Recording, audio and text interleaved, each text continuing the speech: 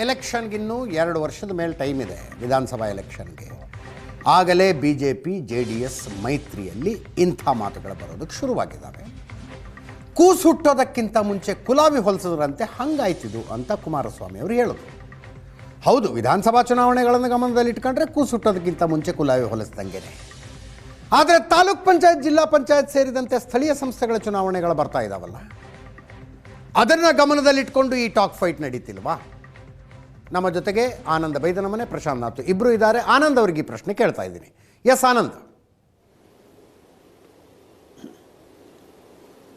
S Ajit, ಈಗ ಮೈತ್ರಿಯ ನಾಯಕರ ಮಧ್ಯೆ ಒಂದಷ್ಟು ಭಿನ್ನಾಭಿಪ್ರಾಯ, ಒಂದು ರೀತಿ ಸಂಶಯ, ಅನುಮಾನಗಳು ಬರಲಿಕ್ಕೆ ಕಾರಣ ಅಂತಂದರೆ, ಯಾರು ಬಹಿರಂಗವಾಗಿ ಕೆಲವೊಂದಷ್ಟು ಹೇಳಿಕೆಗಳನ್ನು ಕೊಟ್ಟಿದ್ದಾರೋ ಅವರಿಗೆ ತಮ್ಮ ಕ್ಷೇತ್ರದ ಹುಡುಕಾಟ ಭಾಳ ಸ್ಪಷ್ಟ ಆಗಬೇಕಾಗಿದೆ. ಅಂದರೆ ನಮ್ಮ ಮುಂದಿನ ಭವಿಷ್ಯ ಏನು ಅಂತಕ್ಕಂಥದ್ದು ಭಾಳ ಕ್ಲಾರಿಟಿ ಆಗಬೇಕಾಗಿದೆ. ಭಾಳ ಮುಖ್ಯವಾಗಿ ಪ್ರೀತಮ್ ಗೌಡರಿಗೆ ಹಾಸನದಲ್ಲಿ ಒಂದವೇನಾದರೂ ಕೂಡ ಮೈತ್ರಿ ಆದರೆ ಆಲ್ರೆಡಿ ಇರ್ತಕ್ಕಂಥ JDS MLA ಬಿಟ್ಟು ನನಗೆ ಸೀಟ್ ಕೊಡ್ತಾರಾ?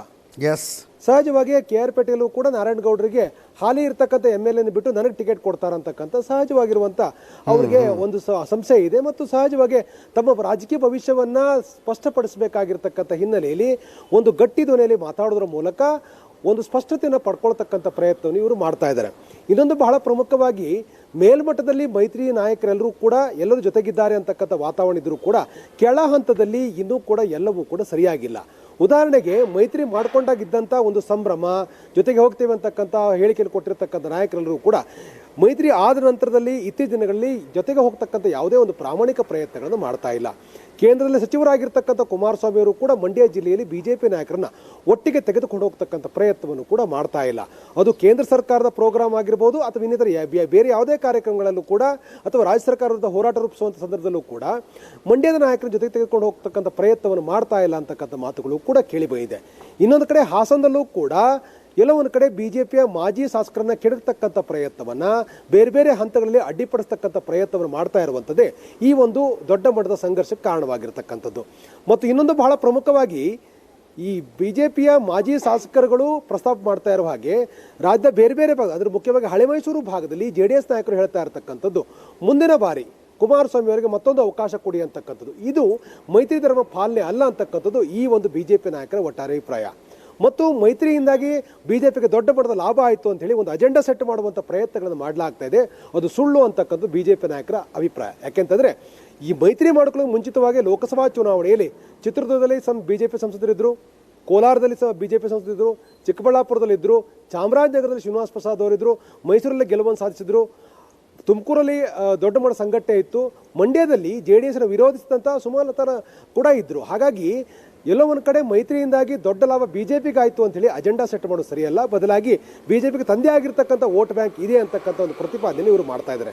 ಇನ್ನೊಂದು ಬಹಳ ಪ್ರಮುಖವಾಗಿ ಯಾವುದೇ ಒಂದು ಸರ್ಕಾರದ ಹೋರಾಟ ರೂಪಿಸುವ ಸಂದರ್ಭದಲ್ಲಿ BJP ನಾಯಕರು ಕನ್ಸಿಡರ್ ಮಾಡ್ತಾ ಇಲ್ಲ ಅಂತಕ್ಕಂಥದ್ದು ದೊಡ್ಡ ಮಟ್ಟದ ಆಕ್ರೋಶಕ್ಕೆ ಕಾರಣ ಆಗಿದೆ. ಯಾಕೆಂತಂದರೆ ನಾವು ಗಮನಿಸಬಹುದು, ಪ್ರಶಾಂತ್ ಅಂತ ಹೇಳ್ತಾ ಇದ್ರು, ಜೊತೆಗೆ ಪ್ರೆಸ್ ಕಾನ್ಫರೆನ್ಸ್ಗಳನ್ನು ಮಾಡಿದ್ರು ಕುಮಾರಸ್ವಾಮಿ, ವಿಜೇಂದ್ರ ಅಂತೇಳಿ. ಎಲ್ಲ ಸಂದರ್ಭಗಳಲ್ಲೂ ಅಂದರೆ ಯಾವುದೇ ಹೋಟೆಲ್ ನಡೆದಿರ್ತಕ್ಕಂಥ ಸಮನ್ವಯ ಎರಡೂ ಪಕ್ಷದ ನಾಯಕರ ಸಭೆ ಇರ್ಬೋದು, ಪ್ರೆಸ್ ಕಾನ್ಫರೆನ್ಸ್ ಇರ್ಬೋದು, ಎಲ್ಲ ಹಂತದಲ್ಲೂ ಕೂಡ ವಿಜೇಂದ್ರ ಕಾಲ್ ಮಾಡಿ ಕುಮಾರಸ್ವಾಮಿಯನ್ನು ಕರೆದು ಸಭೆ ಮಾಡಿರ್ತಕ್ಕಂಥದ್ದು, ಪ್ರೆಸ್ ಕಾನ್ಫರೆನ್ಸ್ ಮಾಡಿರ್ತಕ್ಕಂಥದ್ದು. ಆದರೆ ಯಾವುದೇ ಹಂತದಲ್ಲೂ ಕೂಡ ಕುಮಾರಸ್ವಾಮಿ ಅವರು ಇನಿಷಿಯೇಟಿವ್ ತೆಗೆದುಕೊಂಡು ಈ ಸರ್ಕಾರದ ಯಾವುದೋ ಒಂದು ಹೋರಾಟ ಮಾಡಬೇಕು, ಯಾವುದೇ ರೀತಿಯ ಸದನದ ಒಳಗಡೆ ಯಾವ ರೀತಿ ಹೋರಾಟ ಮಾಡಬೇಕು ಅನ್ನೋ ಬಗ್ಗೆ ಒಂದು ಪ್ಲಾನ್ ಆಫ್ ಆಕ್ಷನ್ಗಳು ಸಿದ್ಧಪಡಿಸುವ ವಿಚಾರದಲ್ಲಿ ಕುಮಾರಸ್ವಾಮಿ ಅವರು ಅಷ್ಟು ಆಸಕ್ತಿಯಿಂದ ಕೆಲಸ ಮಾಡಿಲ್ಲ ಅಂತಕ್ಕಂಥ ಆರೋಪವನ್ನು BJP ಮಾಜಿ ಶಾಸಕರು ಹೇಳ್ತಾ ಇರುವಂಥದ್ದು. ಹಾಗಾಗಿ ಹೊಂದಾಣಿಕೆ ಕೊರತೆಯ ಕಾರಣಕ್ಕಾಗಿ, ರಾಜಕೀಯ ಅಸ್ತಿತ್ವದ ಕಾರಣಕ್ಕಾಗಿ ಈ ರೀತಿಯಾಗಿರ್ತಕ್ಕಂಥ ಭಿನ್ನಾಭಿಪ್ರಾಯಗಳು ಮೂಡಿ. ಜೊತೆಗೆ ಈಗ ನಾವು ಗಮನಿಸಬೇಕು, ಕರೆಕ್ಟ್ 25 ತಿಂಗಳು ಮಾತ್ರ ಬಾಕಿ ಇರತಕ್ಕಂಥದ್ದು. ಹಾಗಾಗಿ ವಿಧಾನಸಭೆ ಚುನಾವಣೆಗೆ 25 ತಿಂಗಳು ಬಾಕಿ ಇರುವ ಸಂದರ್ಭದಲ್ಲಿ ಕನಿಷ್ಠ 12ರಿಂದ 15 ಗ್ರಾಮ ಪಂಚಾಯಿತಿಗಳು, ಗರಿಷ್ಠ 18ರಿಂದ 22 ಗ್ರಾಮ ಪಂಚಾಯಿತಿಗಳು ಬರುತ್ತೆ. ಆ ಎಲ್ಲ ಪ್ರದೇಶದಲ್ಲೂ ಕೂಡ ತಮ್ಮದೇ ಆಗಿರ್ತಕ್ಕಂಥ ಕಾರ್ಯಕರ್ತರ ಹಿತವನ್ನು ಕಾಪಾಡಬೇಕಾಗತ್ತೆ. ಸಹಜವಾಗಿ 6ರಿಂದ 8 ಹೋಬಳಿಗಳಿರುತ್ತೆ, ಜಿಲ್ಲಾ ಪಂಚಾಯತ್ ಕ್ಷೇತ್ರಗಳಿಗೆ ಸಂಘಟನೆ ಮಾಡಬೇಕಾಗಿರುತ್ತೆ, ತಾಲೂಕು ಪಂಚಾಯತ್ ಕ್ಷೇತ್ರಗಳಿಗೆ ಸಂಘಟನೆ ಮಾಡಬೇಕಾಗಿರುತ್ತೆ. ಅವರ ಹಿತವನ್ನು ಕಾಪಾಡ್ತಕ್ಕಂಥ ಮಾಜಿ ಶಾಸಕ ಏನು ಮಾಡಬೇಕು ಅನ್ನೋ ಬಗ್ಗೆ ಒಂದು ಕ್ಲಾರಿಟಿ ಕೂಡ ಇಲ್ಲ. ಜೊತೆಗೆ ಅವ್ರ ಪರ ನಿಲ್ತಕ್ಕಂಥ ಒಂದು ಪ್ರಾಮಾಣಿಕ ಪ್ರಯತ್ನವನ್ನು ಬಿಜೆಪಿಯ ರಾಜ್ಯ ನಾಯಕತ್ವ ವಹಿಸಿಕೊಂಡಿರ್ತಕ್ಕಂಥದ್ದು ಕೂಡ ಅವ್ರು ಮಾಡ್ತಾ ಇಲ್ಲ. ಹಾಗಾಗಿ ಗಟ್ಟಿ ಧ್ವನಿಯಲ್ಲಿ ವಿಚಾರ ಪ್ರಸ್ತಾಪ ಮಾಡಿದೆ ಆದರೆ ಒಂದು ಸ್ಪಷ್ಟನೆ ಸಿಗಬಹುದು ಅಂತಕ್ಕಂಥದ್ದು ಈ ಮಾಜಿ ಶಾಸಕರ ಅಭಿಪ್ರಾಯ. ಆ ಕಾರಣಕ್ಕಾಗಿಯೇ ಅತ್ಯಂತ ಗಟ್ಟಿಯಾಗಿ ಹೇಳುವ ಪ್ರಯತ್ನಗಳನ್ನು ಮಾಡ್ತಿದ್ದಾರೆ. ಮೈತ್ರಿ ವಿಚಾರದಲ್ಲಿ ಮೈತ್ರಿ ಧರ್ಮವನ್ನು ಪಾಲನೆ ಮಾಡಬೇಕು ಅಂತ ಜೆಡಿಎಸ್ ನಾಯಕರು ಹೇಳ್ತಾರೆ.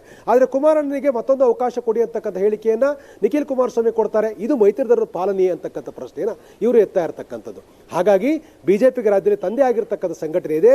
ನಮ್ಮಿಂದ ಜೆಡಿಎಸ್ಗೆ ಅನುಕೂಲ ಆಗುತ್ತೆ ಹೊರತು ಅವರಿಂದ ನಮಗೆ ಹೆಚ್ಚು ಅನುಕೂಲ ಇಲ್ಲ ಅಂತಕ್ಕಂಥದ್ದನ್ನ ತಿಳಿಸುವ ಪ್ರಯತ್ನವನ್ನು ಮಾಡಲಿಕ್ಕೆ ಈ ಇಬ್ಬರು ಶಾಸಕರು ಹೊರಟಿದ್ದಾರೆ. ಮತ್ತು ಯಾಕೆ ಬಹಿರಂಗವಾಗಿರ್ತಕ್ಕಂಥ ಹೇಳಿಕೆಯನ್ನು ಕೊಟ್ಟಿವಿ ಅಂತಕ್ಕಂಥದ್ದನ್ನು ಕೂಡ ಪ್ರೀತಮ್ ಗೌಡ, ನಾರಾಯಣಗೌಡರು, ವಿಜಯೇಂದ್ರಿಗೆ ಬಹಳ ಸ್ಪಷ್ಟವಾಗಿ ಹೇಳಿದ್ದಾರೆ. ಮತ್ತು ಈಗಾಗಲೇ ಮಾಜಿ ಶಾಸಕರು ಪ್ರಸ್ತಾಪ ಮಾಡ್ತಿರ್ತಕ್ಕಂಥ ವಿಚಾರಗಳೆಲ್ಲವನ್ನೂ ಕೂಡ ವಿಜಯೇಂದ್ರ ಅವರು ತಿಳ್ಕೊಂಡಿದ್ದಾರೆ. ಆದರೆ ಬಹಿರಂಗವಾಗಿ ಅವರು ಕೂಡ ಹೇಳಿಕೆ ಕೊಡಲಿಕ್ಕೆ ಮುಂದಾಗಿಲ್ಲ. ಇವತ್ತು ಮಾಧ್ಯಮಗಳು ಅವರನ್ನ ಪ್ರಶ್ನೆ ಮಾಡಿದಾಗ ಈ ಬಗ್ಗೆ ನಾನು ಮಾತಾಡಲ್ಲ ಅಂತಕ್ಕಂಥ ಮಾತನ್ನು ವಿಜಯೇಂದ್ರ ಹೇಳಿದ್ದಾರೆ. ಅಲ್ಲಿಗೆ ಮಾಜಿ ಶಾಸಕರು ಪ್ರಸ್ತಾಪ ಮಾಡ್ತಿರ್ತಕ್ಕಂಥ ವಿಚಾರಗಳು ಬಿಜೆಪಿ ಪಾಳಯದಲ್ಲಿ ಸರಿಯಾಗಿದೆ ಅಂತಕ್ಕಂಥ ಅಭಿಪ್ರಾಯಗಳು ಇರುವಂಥ ಕಾರಣಕ್ಕಾಗಿ ಅದು ಮತ್ತೊಂದು ದೊಡ್ಡ ಮಟ್ಟದಲ್ಲಿ ಸಂಘರ್ಷಕ್ಕೆ ಕಾರಣ ಆಗಬಾರ್ದು ಅನ್ನೋ ಕಾರಣಕ್ಕಾಗಿ ಒಂದು ಡ್ಯಾಮೇಜ್ ಕಂಟ್ರೋಲ್ ಮಾಡುವಂಥ ಪ್ರಯತ್ನವೇ ವಿಜಯೇಂದ್ರ ಮಾಡ್ತಾ ಇದ್ದಾರೆ. ಆದರೆ ಒಂದಂತೂ ಸ್ಪಷ್ಟ, ಕೋಲಾರದಂಥ ಜಿಲ್ಲೆಯಲ್ಲಿ ಸಂಘಟನೆ ಮಾಡ್ತಕ್ಕಂಥ ಅಂದರೆ ಒಂದು ಸಂಘಟನಾತ್ಮಕವಾಗಿ ಸರ್ಕಾರದ ವಿರುದ್ಧ ಹೋರಾಟ ಮಾಡ್ತಕ್ಕಂಥ ಯಾವುದೇ ವ್ಯವಸ್ಥೆಗಳು ಸೃಷ್ಟಿ ಆಗಿಲ್ಲ ಅಂತಕ್ಕಂಥ ಬೇಸರವನ್ನ ಅಲ್ಲಿರ್ತಕ್ಕಂಥ ಅಂದರೆ ಮಾಜಿ ಸಂಸದರಾಗಿರ್ತಕ್ಕಂಥ ಮುನುಸ್ವಾಮಿ ಸೇರಿದ ಹಾಗೆ ಎಲ್ಲ ಬಿಜೆಪಿ ನಾಯಕರುಗಳು ಹೇಳ್ತಾ ಇರತಕ್ಕಂಥದ್ದು. ಮಂಡ್ಯ ಜಿಲ್ಲೆಯಲ್ಲಿ ಕನಿಷ್ಠ ಕೇಂದ್ರ ಸರ್ಕಾರದ ಕಾರ್ಯಕ್ರಮಗಳಾದರೂ ಕೂಡ ಜೊತೆಗೆ ತೆಗೆದುಕೊಂಡು ಹೋಗ್ತಕ್ಕಂಥ ಒಂದು ಪ್ರಯತ್ನವನ್ನು ಕೂಡ ಕುಮಾರಸ್ವಾಮಿ ಮಾಡ್ತಾ ಇಲ್ಲ ಅಂತಕ್ಕಂಥ ಅಸಮಾಧಾನ ಕೂಡ ಮಂಡ್ಯದಲ್ಲಿರ್ತಕ್ಕಂಥ ಬಿಜೆಪಿ ನಾಯಕರಲ್ಲಿದೆ. ಇನ್ನೊಂದು ಕಡೆ ಹಾಸನದಲ್ಲಿ ಅನಗತ್ಯವಾಗಿ ಬಿಜೆಪಿ ನಾಯಕರ ಕೆಣಕ್ತಕ್ಕಂಥ ಪ್ರಯತ್ನ ಮಾಡಲಾಗ್ತಿದೆ ಅಂತಕ್ಕಂಥ ಅಸಮಾಧಾನವೂ ಕೂಡ ಬಿಜೆಪಿ ನಾಯಕರಲ್ಲಿದೆ. ಆ ಕಾರಣಕ್ಕಾಗಿ ಇದು ದೊಡ್ಡ ಮಟ್ಟದಲ್ಲಿ ಬೇರೆ ಬೇರೆ ಸ್ವರೂಪದಲ್ಲಿ ಬೇರೆ ಬೇರೆ ರೀತಿಯ ವ್ಯಾಖ್ಯಾನ ಬರುವ ಹಾಗೆ ಅಭಿಪ್ರಾಯಗಳು ಹೊರಬರ್ತಾ ಇದೆ. ನಿಜವಾಗ್ಲೂ ಕೂಡ ಇದು ಮುಂದಿನ ದಿನಗಳಲ್ಲಿ ಸ್ಥಳೀಯ ಸಂಸ್ಥೆ ಚುನಾವಣೆ ಮೇಲೆ ಗಂಭೀರವಾಗಿರ್ತಕ್ಕಂಥ ಪರಿಣಾಮಗಳು ಬೀರುತ್ತೆ. ಬಿಜೆಪಿಯ ಕಾರ್ಯಕರ್ತರನ್ನ ಬಿಜೆಪಿ ಅಭಿಮಾನಿಗಳಿಗೆ ಸೂಕ್ತವಾಗಿರ್ತಕ್ಕಂಥ ರಾಜಕೀಯ ಸ್ಥಾನಮಾನ ಕೊಡಿಸಲಿಕ್ಕೆ ಮಾಜಿ ಶಾಸಕರಿಂದ ಆಗಿಲ್ಲ ಅಂತಂದ್ರೆ ಅದು ಬೇರೆ ರೀತಿಯಾಗಿರ್ತಕ್ಕಂಥ ಪರಿಣಾಮಗಳನ್ನು ಉಂಟು ಮಾಡುತ್ತೆ. ಹಾಗಾಗಿಯೇ ಕನಿಷ್ಠ 12ರಿಂದ 18 ಗ್ರಾಮ ಪಂಚಾಯತಿಗಳಲ್ಲಿ ಕೆಲಸ ಮಾಡಬೇಕಾಗಿರ್ತಕ್ಕಂಥ ಮಾಜಿ ಶಾಸಕ ತನ್ನ ರಾಜಕೀಯ ಅಸ್ತಿತ್ವಕ್ಕಾಗಿ ಎಲ್ಲಾ ರೀತಿಯ ಒಂದು ದೊಡ್ಡ ಮಟ್ಟದ ಹೋರಾಟ ಕೂಡ ಮುಂದಾಗಿದ್ದಾರೆ. ಅದರ ಪರಿಣಾಮವೆಲ್ಲವೂ ಕೂಡ ಬಹಿರಂಗ ಹೇಳಿಕೆಗಳು ಹಳೆ ಮೈಸೂರು ಭಾಗದಲ್ಲಿ ವ್ಯಕ್ತ ಆಗ್ತಾ ಇರತಕ್ಕಂಥದ್ದು. Ajith, yes, Prashanth wants to comment. Prashanth, ಈಗ ಕುಮಾರಸ್ವಾಮಿ ತಮ್ಮ ಇಡೀ ರಾಜಕೀಯ ಜೀವನದಲ್ಲಿ ಯಾವತ್ತವರು ಆ ರೀತಿಯ ಒಂದು ಪ್ರತಿಭಟನಾ ಸಭೆಗಳನ್ನು ನಡೆಸಿ ಪ್ರತಿಭಟನೆಗಳನ್ನು ಕಟ್ಟಿದ್ದಾರೆ? ಅವರು ಯಾವತ್ತೂ ಅದನ್ನು ಮಾಡೇ ಇಲ್ಲ. ಕುಮಾರಸ್ವಾಮಿ ಅವರು 24x7 TV ಬಂದ ನಂತರ ಬಂದಿರತಕ್ಕಂಥ ಒಬ್ಬ ರಾಜಕಾರಣಿ. ಅವ್ರ ವಿರೋಧ ಟಿವಿಗೆ ಯಾವತ್ತೂ ಸೀಮಿತವಾಗಿತ್ತು. ಹೀಗಾಗಿ ಭಾರತೀಯ ಜನತಾ ಪಾರ್ಟಿ ಯೋಚನೆ ಏನು ಮಾಡುತ್ತೆ, ಅದು ರಾಷ್ಟ್ರೀಯ ಪಕ್ಷವಾಗಿ ನಾವು ಸಂಘಟನೆ ಕಟ್ಟಬೇಕು, ಆ ರೀತಿಯ ಒಂದು ಪ್ರಯತ್ನವನ್ನು ಕಾಂಗ್ರೆಸ್ ಆಗಲಿ ಮತ್ತು JDS ಆಗಲಿ ಯಾವತ್ತೂ ಮಾಡಿಲ್ಲ. ಹೀಗಾಗಿ BJP ಮತ್ತು JDS ನಡುವೆ ವೈಮನಸ್ಸೇನಿದೆ ಅದು ಪ್ರಮುಖವಾಗಿ ಮೈಸೂರಿನ ಪಾದಯಾತ್ರೆಯಿಂದ ಶುರುವಾಗಿತ್ತು. ಮೈಸೂರಿನ ಪಾದಯಾತ್ರೆಯ ಸಂದರ್ಭದಲ್ಲಿ ವಿಜಯೇಂದ್ರ ಪಾದಯಾತ್ರೆಯನ್ನು ಘೋಷಿಸಿದಾಗ ಕುಮಾರಸ್ವಾಮಿಯವರು ಇಲ್ಲೊಂದು ಸಮನ್ವಯ ಸಮಿತಿ ಸಭೆ ಮಾಡಿದರು. ನಂತರ ದಿಲ್ಲಿಗೆ ಹೋಗಿ ಹೇಳಿದ್ರು ನಂದು ಒಪ್ಪಿಗೆ ಇಲ್ಲ ಅಂತ. ಆಗ ಅರುಣ್ ಸಿಂಗ್ರನ್ನ ಮತ್ತು ಈ ಇನ್ನೊಬ್ರು ಇದಾರಲ್ಲ ಅಗ್ರವಾಲ್ ಅವರನ್ನ ಅಮಿತ್ ಶಾ ಕಳಿಸಿದ್ರು. ಆಗಲೂ ಕುಮಾರಸ್ವಾಮಿ ಒಪ್ಪಲಿಲ್ಲ. ನಂತರ ಪ್ರಹ್ಲಾದ್ ಜೋಶಿ ಇವರೆಲ್ಲರೂ ಹೋಗಿ ಕುಮಾರಸ್ವಾಮಿ ಅವರನ್ನು ಒಪ್ಪಿಸ್ಬೇಕಾಯ್ತು. ಇಲ್ಲ, ಅಮಿತ್ ಶಾ ಹೇಳಿದ್ದಾರೆ ನೀವು ಪಾಲ್ಗೊಳ್ಳಿಲ್ಲ ಅಂತಂದರೆ ನಾವು ಪ್ರತ್ಯೇಕವಾಗಿ ಮಾಡ್ತೀವಿ, ನಾವೇನು ನಿಲ್ಲಿಸೋಲ್ಲ ಅದನ್ನು ಅಂತ. ಕರೆಕ್ಟ್. ಆಗ ಕುಮಾರಸ್ವಾಮಿ ಅದಕ್ಕೊಂದಿಷ್ಟು ಬೆಂಬಲ ಕೊಡಲಿಲ್ಲ. ಆ ಪಾದಯಾತ್ರೆಗೆ ಒಂದು ರೀತಿಯ ಅನುಮೋದನೆಯನ್ನು ಕೊಟ್ಟರು.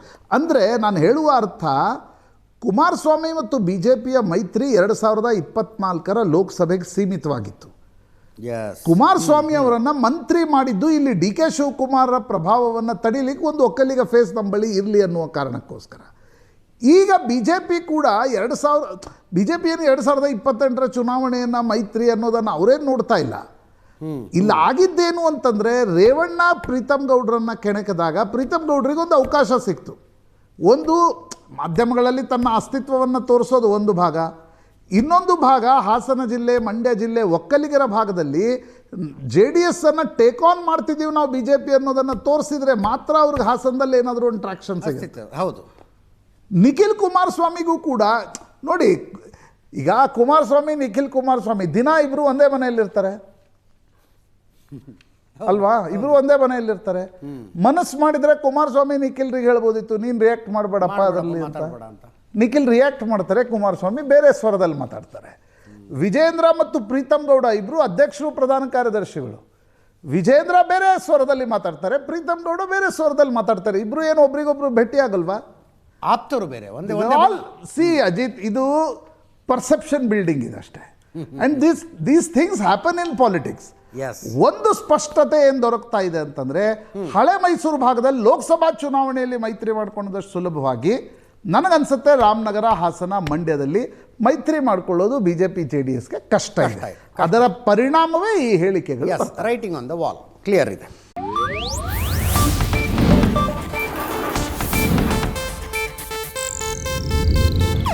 ಇದು ಏಷ್ಯಾನೆಟ್ ನ್ಯೂಸ್ ನೆಟ್ವರ್ಕ್ ಪ್ರಸ್ತುತಿ.